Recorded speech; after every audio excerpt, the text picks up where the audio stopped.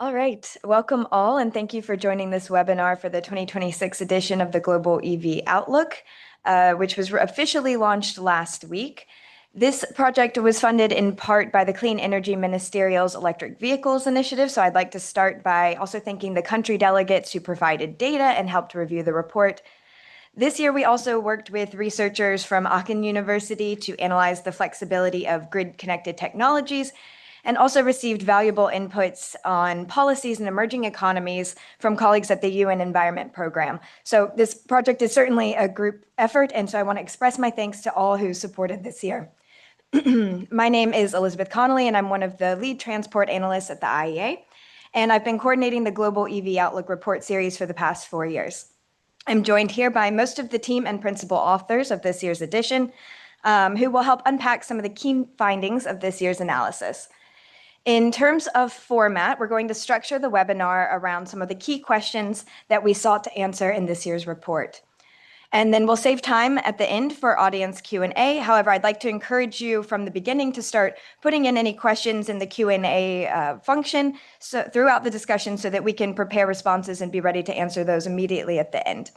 So let me now go ahead and kick off first by setting the scene with some of the high-level trends that we witnessed last year. Because 2025 was another record-breaking year for electric car sales. Last year, electric car sales grew 20% to exceed 20 million globally, meaning that 1 in 4 cars sold worldwide was electric. And we saw in over 100 different countries that electric car sales grew. And in 1/3 of those countries, electric cars represented at least 10% of total car sales. And this is a lot of progress, just thinking back to when the Global EV Outlook became an annual publication 10 years ago in 2016. At that time, electric car sales represented less than 1% of total car sales worldwide. But today, EVs have, of course, become more of a common sight. And especially with the ongoing energy crisis, there's been growing interest and acknowledgement in the role that EVs can play in reducing oil demand for road transport. And so with this, there's also growing interest in how the energy crisis may already be impacting EV sales this year. So I'd like to ask my colleague Hilda to talk us through some of the more recent trends that we're seeing in electric car sales. Thanks, Elizabeth. Let's start off. So let's just quickly recap first what happened in 2025 before we move on to our forecast for 2026. In 2025, like Elizabeth said, there were over 20 million sales globally, with 1 in 4 cars being electric. China remained the largest electric car market and saw its sales push over 13 million and representing over 50% of the total car market. Contrary to last year in Europe, sales grew a lot, electric car sales, and they saw an upswing of over 30%, following a step change in the EU CO2 standards for car. Contrary to Europe, however, in the United States, we saw a slight decline in EV sales due to policy changes halfway through the year, but the sales share remains stable. And similar to last year, EVs in the rest of the world, they actually kept growing. The fastest among the region shows here at 50%. They grew from the size of the United States at 1.5 million to over 2 million in 2025. When we look at the first quarter of 2026, we saw a lot of growth in the rest of the world, such as Southeast Asia, Asia Pacific, and Latin America. Electric car sales grew by over 75%, and even in some regions up to 80% compared to last year. And also in Europe, among the major markets, we see a growth. So the first quarter, we see a 30% growth again compared to last year. But however, this didn't push the global growth in car sales in the positive. Actually, they became negative at -8%. And this is mainly related to China decreasing in sales. In China, it was kind of expected because there were 2 major policy changes starting at the start of 2026. One was the trade-in subsidy. It was lowered to now for the most affordable cars. And also they reinstated, they started to phase in the purchase taxes on electric cars. And another major reason why electric car sales in China decreased a lot in the first quarter was that the overall car market decreased by 20%. So not just electric cars, but also the whole car market suffered from these policy changes. But yeah, I think at the start we were saying, oh, did the energy crisis, was there a big upswing for electric cars? It's actually too early to tell with these first quarterly numbers. The first quarter only had 1 month of the energy crisis, and with the delay in the orders, transports, and sales, it's really too early to tell. We did see some of governments already, announcing new policies, and we see this very good growth in the first quarter in the rest of the world. So for 2026, we do expect electric car sales to increase approximately 10% compared to 2025. And we estimate that roughly 28% of all cars sold globally are set to be electric in 2026. Last year was 25%, and we estimate 28%, even though it's just a few percent extra. I think it's good to keep in mind where we started in 2020, because in 2020 we only had 4% car sales, and then in 2025 we end up with 25%. And we know that, regions globally, they tend to electrify at different paces. And in the last year we said already, but yeah, we see the pace of electrification increasing in other parts of the world quite quickly. If we look back in 2020, we see Europe was the most electrified region at the time. China came second. And there were regions such as, Southeast Asia, Latin America, but also Japan, where it was very close to zero or at least below 1% electric sales shares. But then if we look among those from 2020 to 2025, we see China reaching the first position, but also Southeast Asia and Latin America, they all start climbing the shares of electrification. And this is now we see Southeast Asia overtaking Korea in electrified sales. If we look among these regions, we see some interesting surprises, and this we detail also a lot in the report. So I'll quickly highlight those. Yes, so in Europe, you have, we all know of Norway, which was pushed its sales share to 100%, near 100% in the last 2 years, pushed by very favorable policies that started already a long time ago. But also Turkey is now the fourth largest electric car market in Europe. And this is mainly attributed to their tax exemption that they have on cars and their local push for manufacturing for electric cars as well.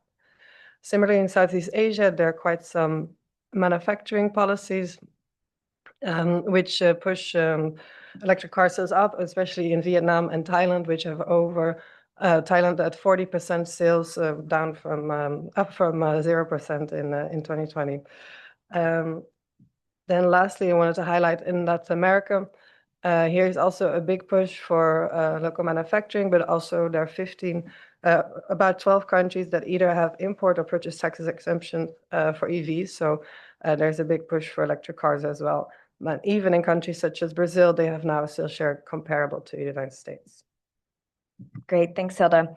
I know last year we saw about a quarter of electric cars sold worldwide were imported, and we've seen that China was playing, an increasing role over the past few years in these electric car markets worldwide. So Jules, can you talk us through some of the key dynamics that are related to the international trade of electric cars?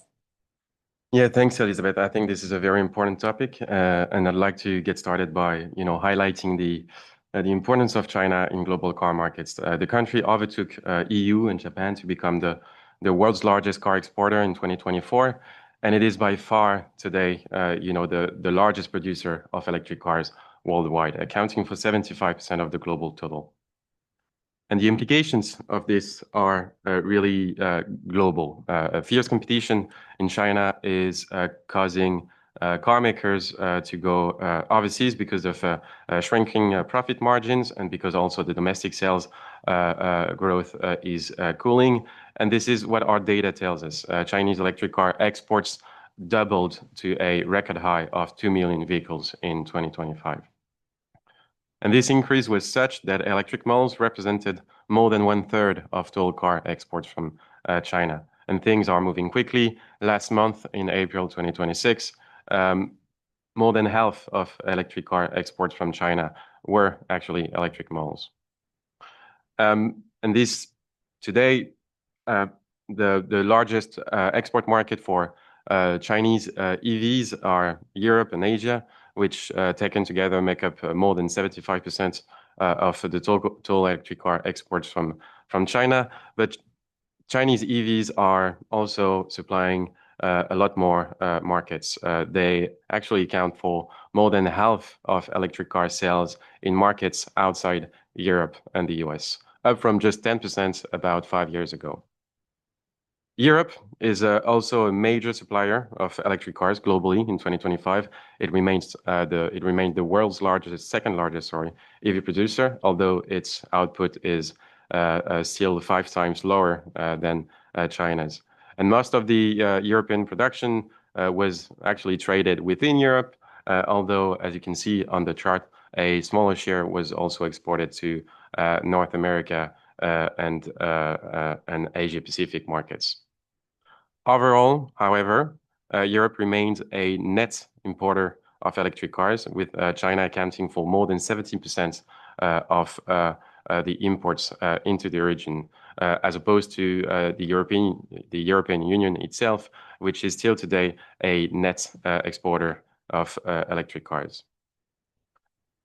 Now, well, I'd like to zoom back in on Chinese EV exports themselves. When we compare the Chinese EV exports with actual overseas sales, which is the point that you see on the chart, versus the bars, we see a widening gap emerging over the past few years.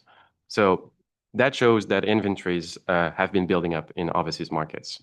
And this growing stockpile is very likely to put pressure on future exports, as naturally existing inventories would need to be cleared before additional volumes and exports could be absorbed by overseas markets. A second major trend likely to weigh on future exports is the rapid increase in trade barriers targeting Chinese EVs. Over the past 2 years, many of the key destination markets for Chinese exports introduced a variety of new protectionist measures. In 2024, for example, the EU introduced those countervailing duties. The US and Canada came up with highly deterrent tariffs, and Mexico and Brazil reinstated import duties on Chinese EV imports. Then, last but not least, in January 2026, for some of them in December 2025, most of the major Southeast Asian export markets for Chinese EVs, such as Indonesia, Thailand, and Malaysia, ended their EV import duty exemptions that enabled early EV adoption. So that adds another non-negligible layer of pressure on Chinese exports going forward. Yet, as you can see on the chart, despite those rising trade barriers and despite the growing overseas inventories, Chinese EV exports continued to surge in the first quarter of 2026, more than doubling compared with the same period in 2025. And this momentum is expected to continue through the rest of the year as a response of the Chinese domestic market growth that is cooling and because of the Chinese OEMs themselves increasingly going overseas. Thanks, Jules. I know last year we highlighted that Chinese-made EVs have been helping improve the affordability of electric cars in other countries, especially in emerging markets. I'm wondering, can you give us an update on how electric car prices have evolved over the past year? Sure. Thanks, Elizabeth. And this is a key section that is included in our report, and I really suggest you go have a look at this section where we unpack a lot of new data. So this is a figure some of you may remember from the last year edition. It shows the impact growing Chinese imports had on the affordability of EVs in emerging markets. Indonesia is again in 2025 a clear example of this trend, where Chinese electric car sales continue to rise rapidly, with the price premium of battery electric cars declining as a result. Mexico is another country that tells an even more striking story. In 2025, battery electric cars were on average priced at parity with ICE cars, as Chinese imports accounted for 85%, more than 85% of the domestic sales. But there's here one thing that is worth highlighting, I think. It's that both Mexico and Indonesia are typical examples of this broader protectionist shift that we've seen emerge over the past few years. In 2026, actually, both countries increased or reinstated import duties on EVs, particularly from China.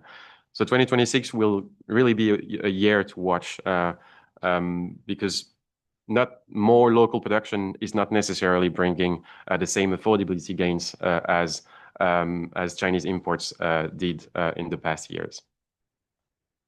And importantly, also here, this is not just an emerging market story. A few European markets are also benefiting from those competitive EV imports to boost adoption.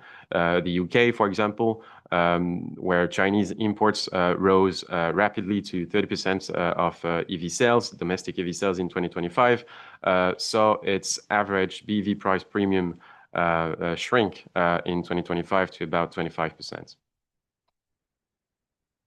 Now, I'd like to bring your attention to a specific market, Europe's largest EV market, Germany. For the first time after several years of increases, the price of BEVs actually decreased, and so did the average price premium paid for a BEV over an average IC car in Germany. When breaking down the BEV price decrease alone, we see that on the chart, the increase in the average battery size could have led to a BEV price increase in and of itself. But when we factor in the battery cell price decline, we see that it was more than offset by this factor. A second factor contributing to the BEV price decline in 2025 was the introduction of new models by OEMs that were pushed by the tightening of EU CO2 standards. And that, together with the declining battery prices, led to an overall BEV price decrease to about 5%. When we finally factor in all the remaining components, like the car maker pricing strategies, consumers shifting to already existing models, we observed a -5% price decrease of BEVs for the first time on the German market. But overall, it's really the tightening EU CO2 standards that was a key driver behind this improving BEV affordability in Germany. And looking ahead, there's this not yet voted but introduced by the European Commission automotive package that could further push the OEMs to introduce smaller, made in EU and affordable EV models that are deemed to be key enablers for wider adoption among mass market consumers. Thanks, Jules. Seeing as battery prices is one of the key factors in reducing electric car prices, I wanted to ask Theo if you could tell us more about the battery price declines that we saw in 2025, getting into kind of what's driving prices down this year. Yeah, thank you, Elizabeth. And good morning also from my side, or good afternoon. Decreasing battery price and increasing performance, durability, safety are all key factors that indeed enable the electric car market overall and the rise of affordable electric cars, as highlighted by my colleague Jules. And 2025 was no exception on this trend, with global battery prices decreasing 8% year on year. And for this, the rise of EV battery that was up almost 30% between 2025 and 2024 was an important contributor, as it was a record installation and record low prices for the battery storage sectors. And this trend was registered also when looking at regional prices. In this slide, you can see the evolution of battery prices in China, Europe, and North America, that decreased, all of which decreased in 2025. But 2025 was also a year in which, such as 2024, the gap with China widened. So if you look at 2025, China battery price on China on average was 30% lower than North America and 35% lower than in Europe. And this compared to 20 and 25% in 2022. There are many factors behind this. Higher manufacturing efficiency of the battery cell production is a key factor, as it was highlighted in other reports. But another stark difference that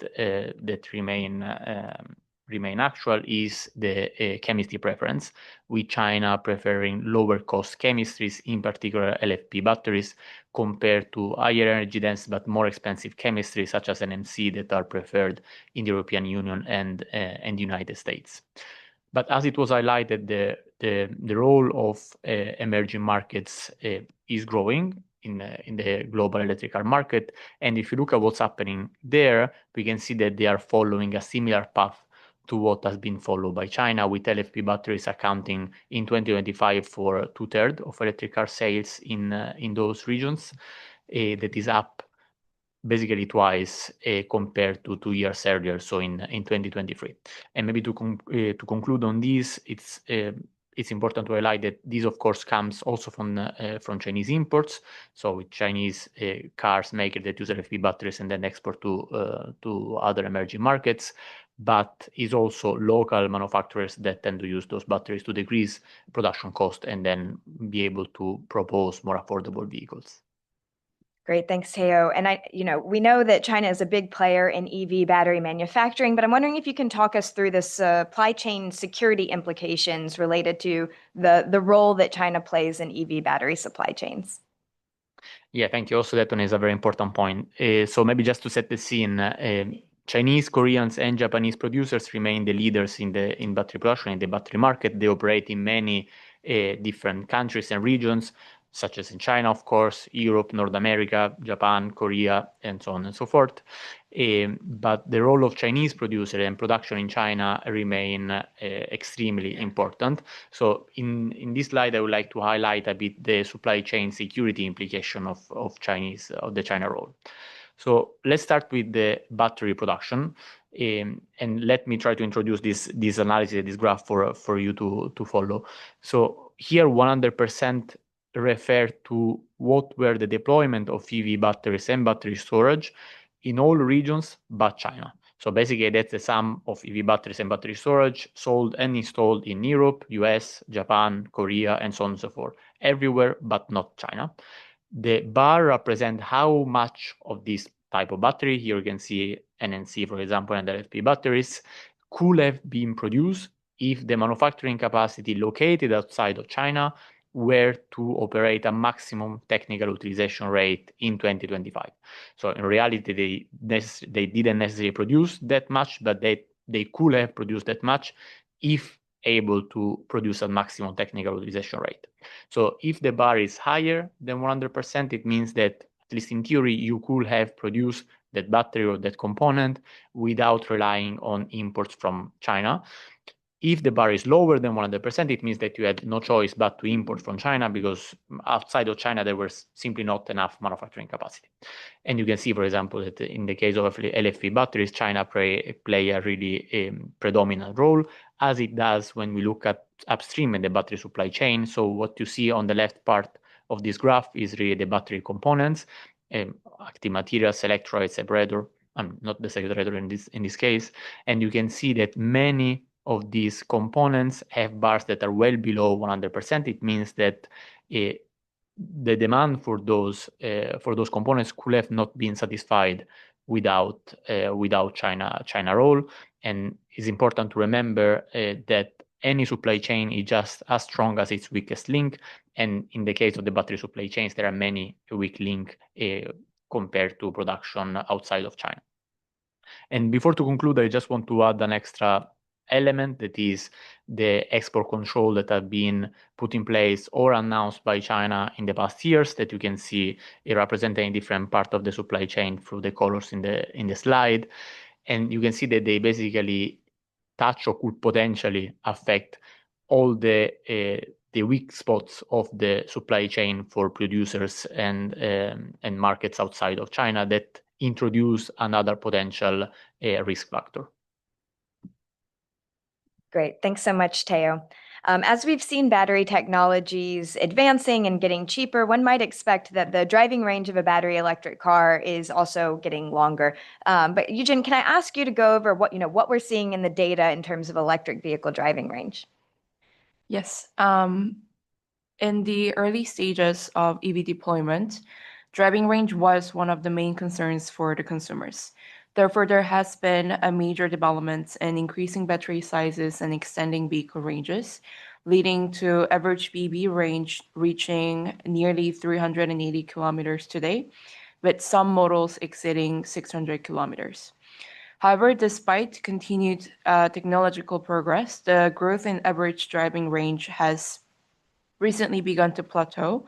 This shall not necessarily be interpreted as a sign of technological stagnation.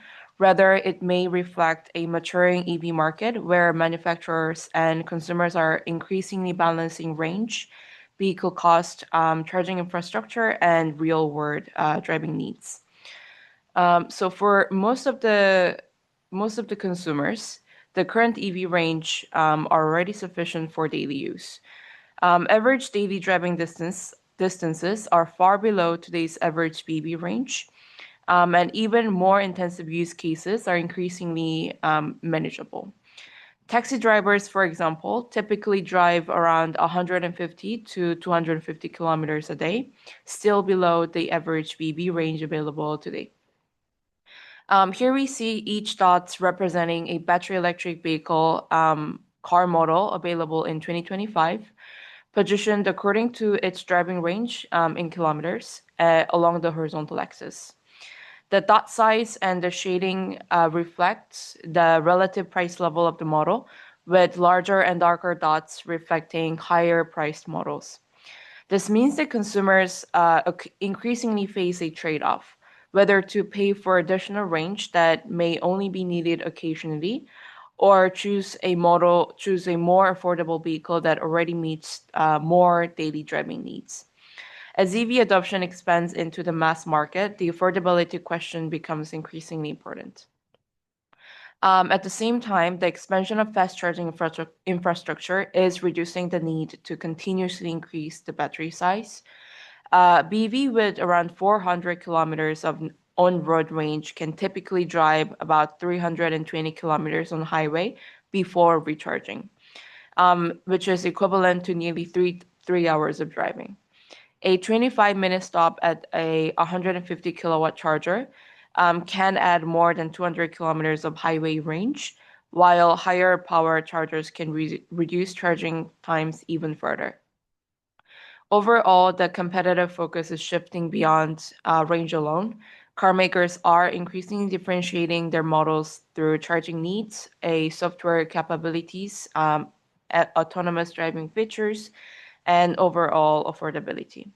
In this sense, the plateauing of EV range may indicate not a limit to progress, but a shift from range maximization towards consumer optimization. Thanks so much. I think, yeah, there certainly seems to be this balance to strike between battery size and thus costs and range. And I think this is really based on, how available and convenient charging infrastructure is. Of course, EV owners with access to home chargers can rely very heavily on those, but public charging is needed to be able to enable longer trips and to support EV adoption among people without the ability to install home chargers. So, Joe, can I ask you to talk us through the recent developments in public charging infrastructure? Absolutely. Thank you, Elizabeth. Here we go. So here we see the global stock of public chargers by speed. At the end of 2025, there were more than 7 million public chargers deployed across the world, which is a 33% increase from 2024. The deployment of fast chargers worldwide is accelerating to support those longer trips, but fast chargers do still make up a minority of public stock. So here we see that global stock broken down by speed, which is based on the charger's maximum power output or power capacity. So in 2025, 45% of all new public chargers were either fast or ultra fast, and ultra fast chargers now make up around 14% of global stock. The average charger speed increased by 15% in the past year, and it now just lies just below 50 kilowatts. So those numbers show pretty strong progress in the development of public charging networks, but it's also important to consider EV uptake when evaluating the developments here. So over the past year, the number of electric vehicles per charger has stayed relatively constant around 11, which indicates that charger deployment and EV uptake have increased at a similar pace since the ratio between the two hasn't really changed. However, despite the similar pace, average charging capacity per vehicle increased by 14% in 2025, which means that more capacity is available per car. That shows the role of higher power chargers in supporting the fleet of EVs, since those higher power chargers can support more vehicles without necessarily needing to increase the number of chargers. That being said, progress is not equal across major EV markets. For example, China has the highest available charging capacity per EV, increasing from around 5 kilowatts in 2024 to about 6 kilowatts per EV in 2025. The EU is gradually improving, but it's still behind the world average, supported by policies like the Alternative Fuels Infrastructure Regulation, or AFIR, that promote ultra-fast deployment along highways. In the US, capacity per EV has declined despite a high average charger speed, suggesting that EV uptake is outpacing charger deployment. So overall, public charger deployment is progressing well to support those longer trips and the deployment of EV fleets, but there are clear differences across major markets. Great. Thanks so much, Joe. Beyond these advancements in batteries and charging technologies, there are other technology developments that are having implications for vehicles and vehicle manufacturing, especially when it comes to electric vehicles. So, Hannes, can you take us through some of these technology trends that we highlighted in this year's report? Yes, thank you, Elizabeth. So, as software and AI-related innovations have increasing influence on much of the economy, of course, the automotive sector is not an exception. One key trend across the whole of the automotive industry is the shift towards software-defined vehicles. Core functions are increasingly managed by centralized software platforms and updated remotely. Battery electric vehicles are leading this shift, driven by pure-play EV makers and simpler powertrains.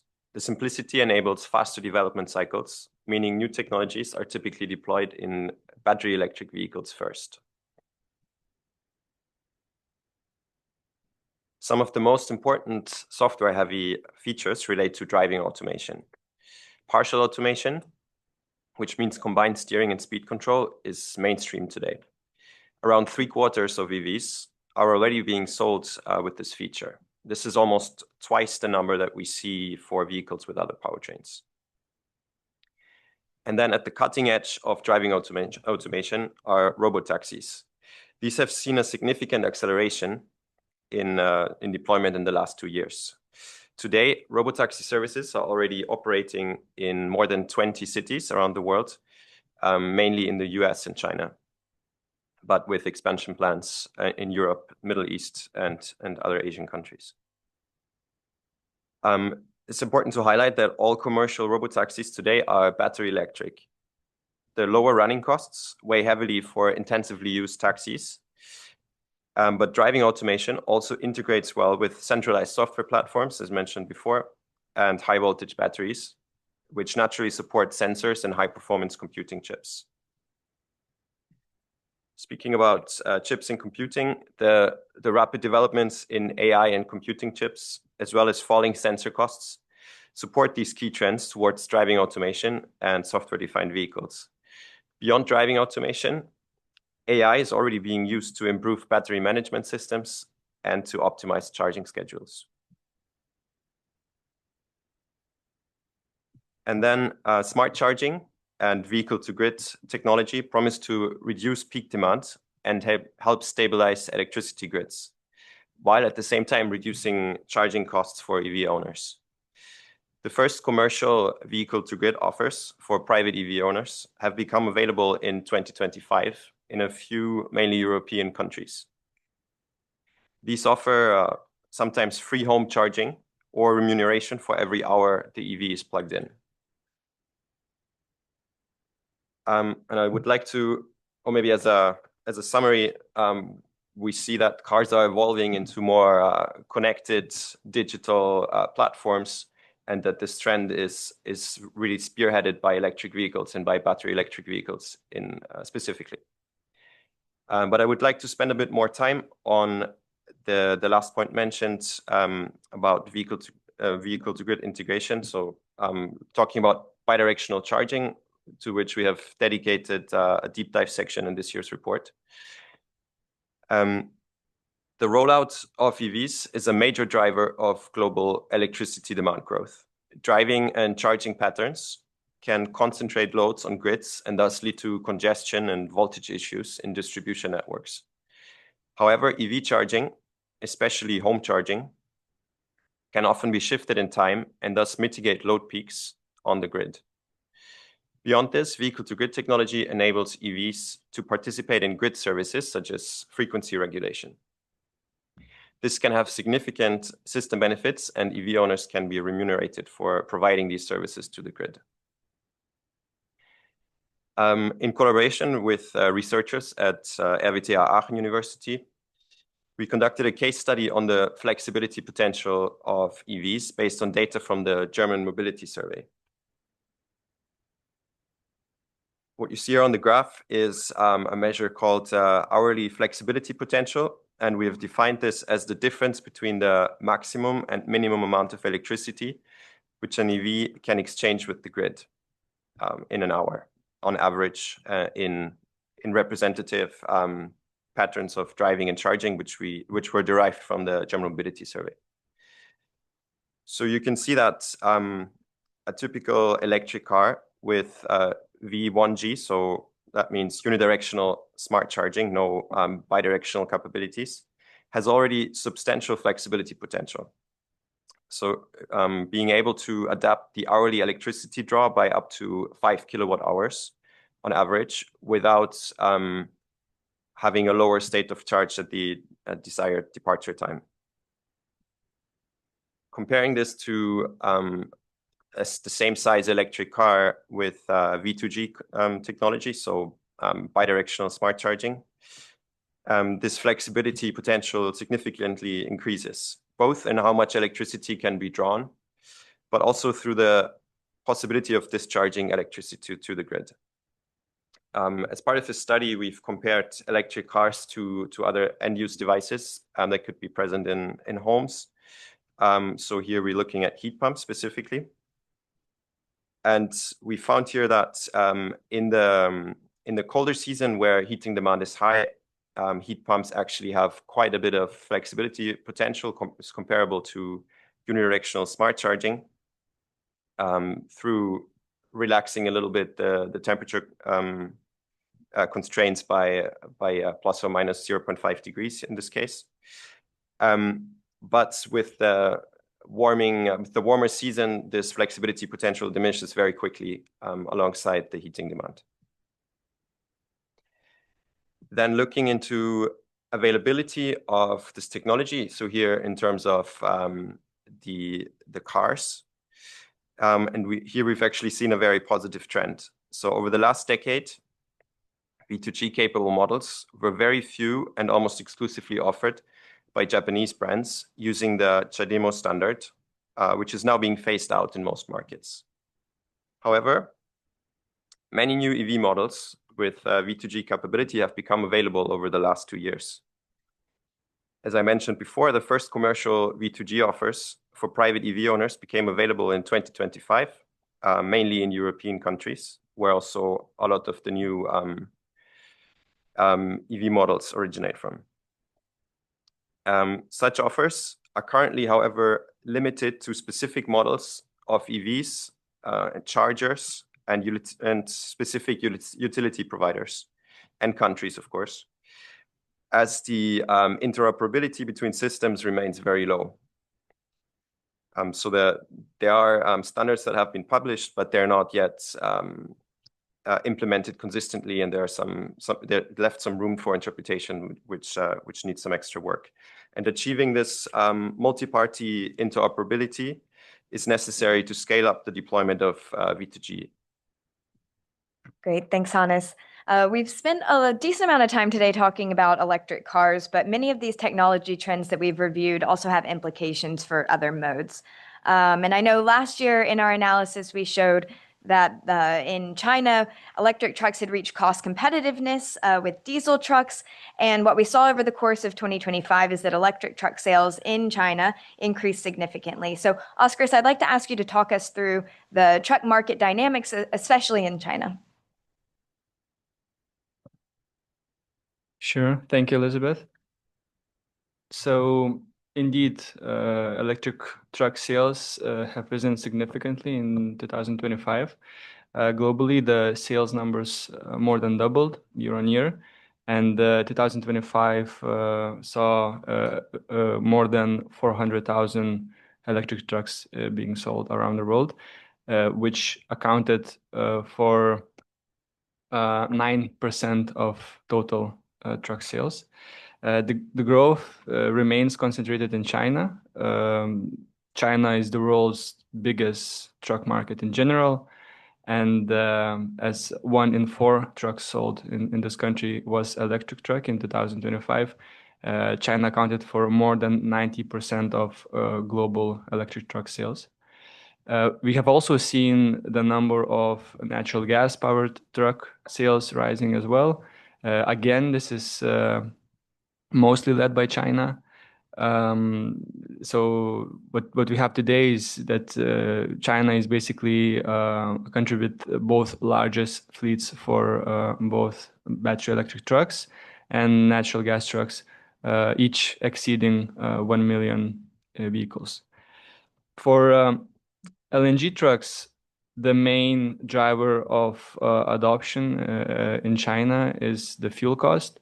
Although LNG trucks do have higher purchase price due to the cryogenic storage system, the running cost can quickly offset this price premium and result in a pretty advantageous TCO advantages, what we have seen in China.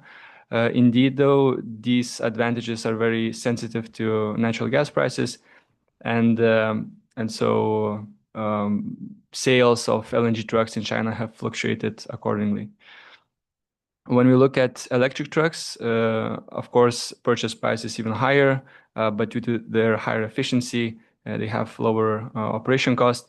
And as Elizabeth mentioned, we have already seen in China cost parity in TCO terms between battery electric trucks and diesel trucks. And in some cases, just in 5 years of ownership of running a battery electric truck, you can reach cost parity with diesel alternative.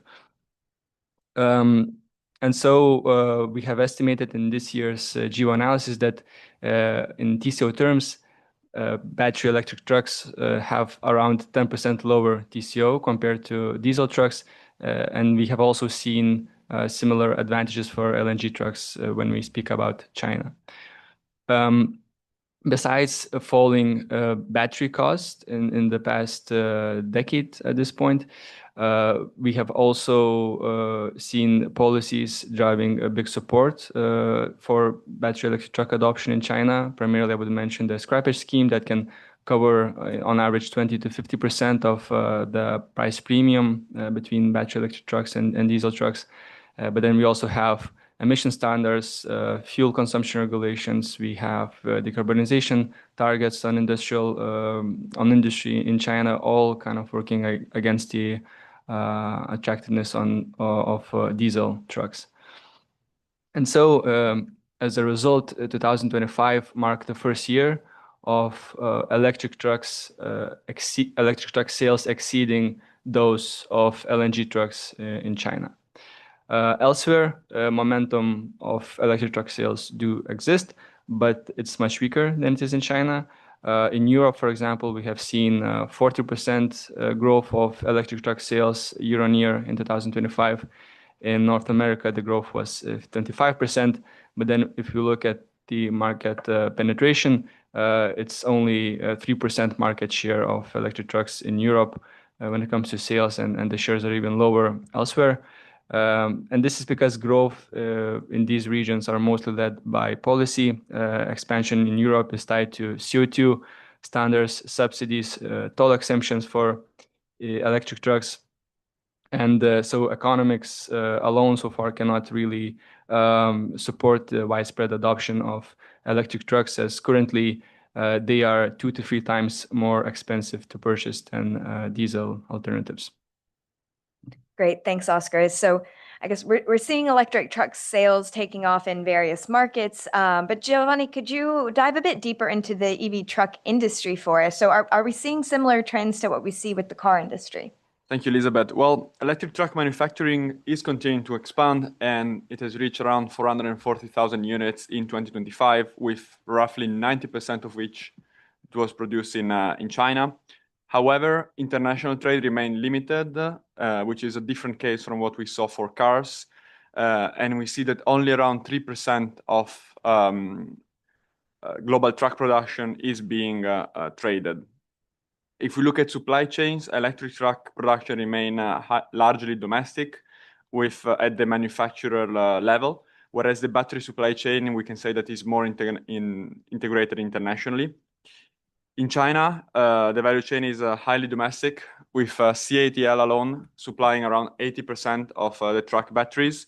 And we can also see that on the truck manufacturing side, it's dominated by Chinese OEMs.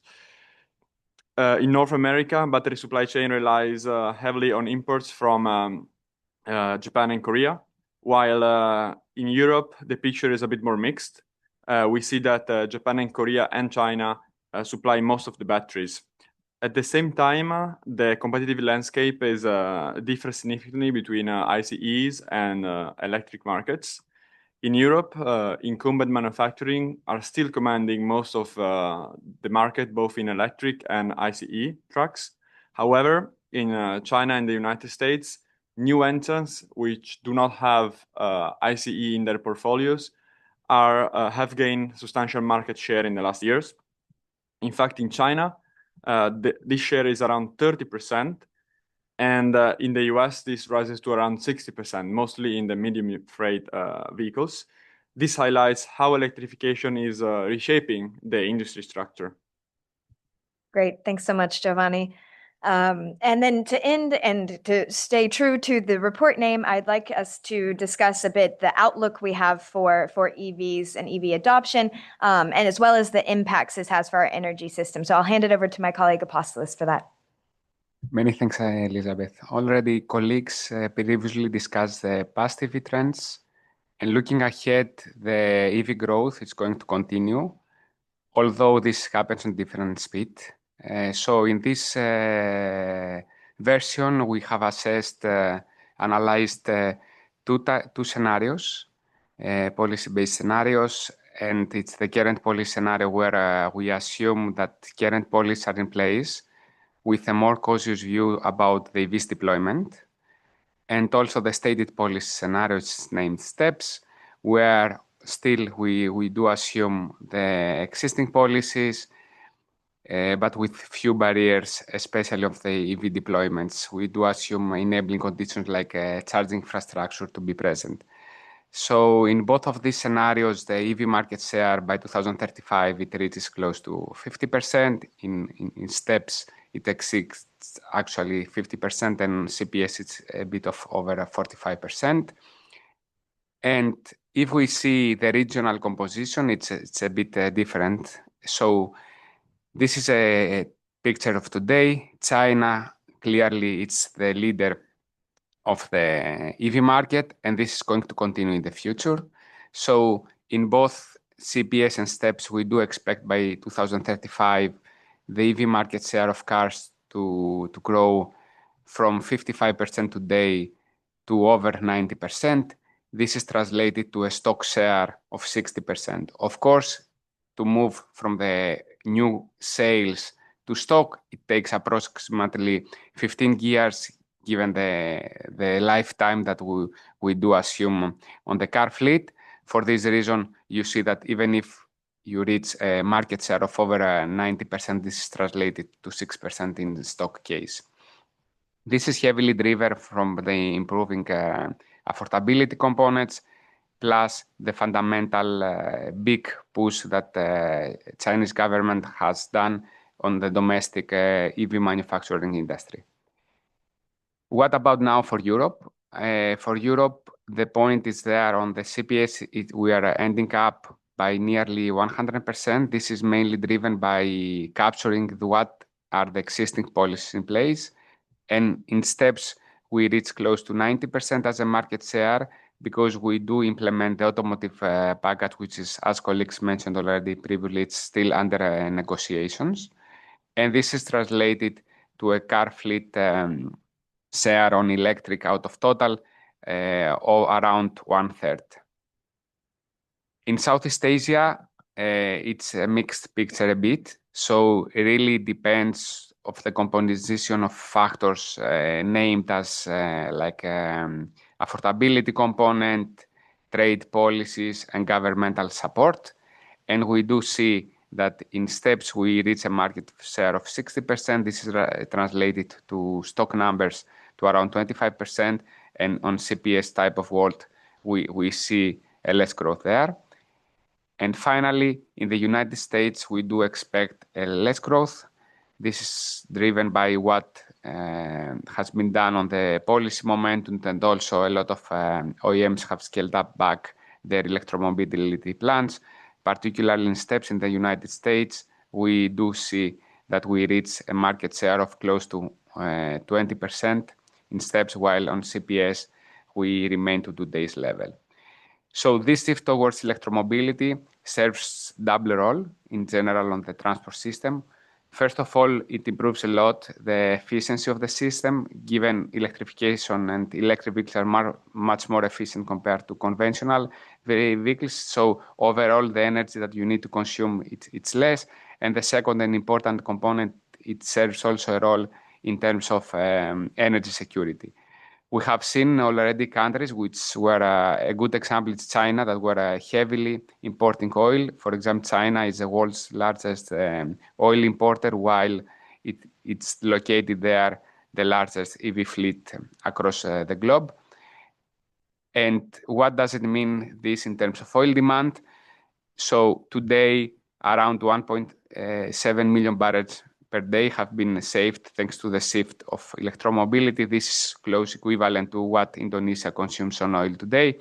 And this we do expect to reach 9 to 10 million barrels per day, depending on which type of scenario you are looking in. On steps, it's closer to 10 million barrels per day, where this is equivalent on what EU consumes today, or 10% of total global oil consumption. Of course, the biggest component on that, it comes from cars. Big push also it's on trucks already. Colleagues described earlier what is happening on the big push on electric trucks in China. And the fundamental and a big player on this picture that you see, it's China, where around 50% of the oil savings, it's thanks to China. Thanks. Great. Thanks so much, Oppo, and to the whole team today. I'd like to now leave some time to answer questions. I think there's only a few questions in the chat right now, so if you have others, please go ahead and put those in. But we'll go ahead and start with one of the questions that's about the concept of a vehicle-to-grid tariff. So I'll hand it over to Hannes to respond to that. Thanks. Yes, thank you for the question. So the idea is that you sign a tariff with a utility provider, and the utility provider basically works as an aggregator, which means that it pulls together many EVs that have signed that same tariff.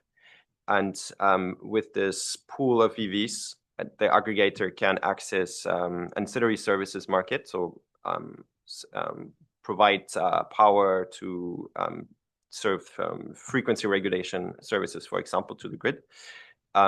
And get benefits there, which then can be fed back to the EV owner. So basically, many EVs that a utility signs up through this tariff could work together as a virtual power plant.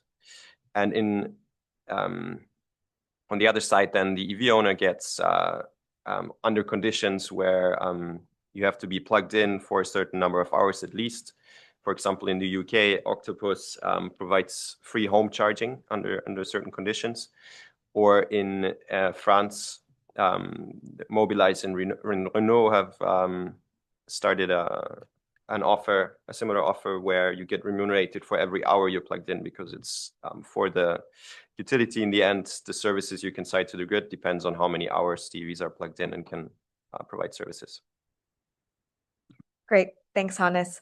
I think another question that there's been on the EV outlook this year, because we have two kind of both policy-based exploratory scenarios, is understanding which types of policies go in each and how they are differentiated. So I think it'd be a good time to talk a bit about how we handled the EU's proposal for the automotive package in these two scenarios. So I'd like to ask Apostolos to help respond to that. Thanks.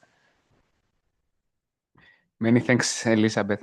Yeah, it's a particularity, the trends on CPS versus steps for the EU. So this is linked actually to the status of the legislation process. So just to provide an update on that, like automotive package, it's a proposal from the Commission and is still under negotiation between Parliament, Council and Commission. So we do expect a solid outcome to come later in 2026. Of course, it could happen. It will have delays because there are still negotiating the flexibility mechanisms. And there are two elements there. First, there was on the whole flexibility that they tried to introduce. Already some part has been introduced, like I'm talking about 2025 CO2 standard where it's already part of has been adopted. The big component that it's the core component of the whole package is about 2035. So still this is under negotiation. For this reason, we do include that in steps, while on CPS, we do include what it's existing, what is currently in the law, and it's the 100% drop by 2035. Many thanks. Great. Thanks so much, Apostolos. There was also a question about end-of-life car batteries, EV batteries, and how that relates to the outlook. So I'll hand it over to my colleague Teo to address that one. Thanks. Yeah, thank you for the question. That's an important topic. We discussed recycling and end-of-life batteries in the outlook part of the report. Because you're interested, there is a section there that you can have a look at. The situation is the following. So it's important to have in mind two elements here. The first is that end-of-life batteries in general, and EV batteries, of course, an important component of that, is an important part of the equation for the long-term sustainability and supply security of batteries overall.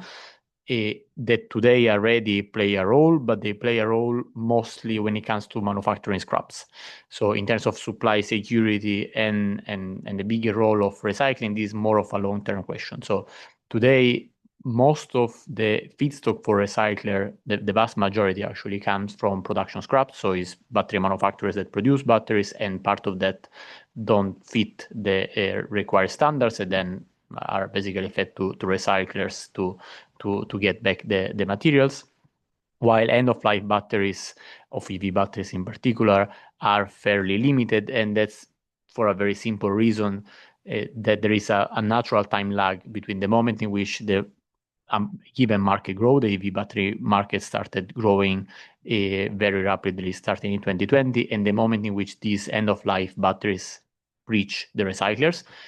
Basically, that time is the time in which those batteries are used in the vehicles or elsewhere, and then you can assume approximately 15 years time lag. It means that the wave of end-of-life batteries will start growing very rapidly and hitting recyclers starting around in the mid-2030s, and then recyclers need to be ready for that. In between, the situation is simpler for the recyclers that have strong partnership with battery producers because they can access in a preferential way the production scraps. Is more complicated for other recyclers that have to fight for very limited feedstock at this point in time. Great. Thanks so much, Teo. And it looks like we're running out of time, but I did just want to end by highlighting that with this year's report, we've also updated our online EV Data Explorer, which has a new look to it, you'll notice. And we've also updated that Data Explorer to include some of this EV price data that we've been collecting over the years.